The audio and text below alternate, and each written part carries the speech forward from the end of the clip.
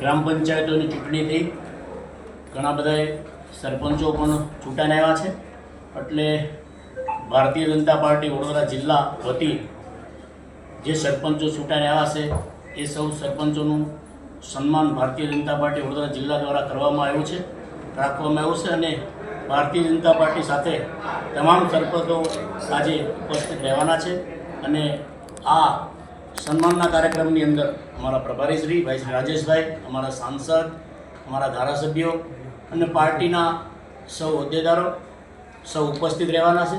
અને હમણાં જ અમારો સન્માનનો કાર્યક્રમ ઉપર શરૂ થવાનો છે, ત્યારે આપ સૌ સરપંચ ભારતીય જનતા પાર્ટી સાથે સંકળાયેલા છે, જોડાયેલા છે. અને અમારા જેટલા પણ સરપંચો ચૂંટાયા છે એમનું આજે અમે સન્માન કરવાના છે. કેટલા સરપંચ ટોટલ આવ્યા છે? ક્યાં ક્યાંથી આવ્યા છે? કેટલા સરપંચ? વડોદરા જિલ્લાની અંદર 8 તાલુકા પંચાયત, અમારા 8 તાલુકા છે. એ તાલુકામાંથી જે એક વિધાનસભાની અંદર કદાચ કંઈક 40-42 હોય, કંઈક 20-22 હોય, આવા સરપંચ આખા જિલ્લાની અંદરથી લગભગ 260 જેટલા સરપંચોની ચૂંટણી હતી. એમાં જે ભારતીય જનતા પાર્ટી સાથે કાયમ માટે રહેલા છે એવા સૌ સરપંચોનું અમે સન્માન કરવાના છે. ઓકે.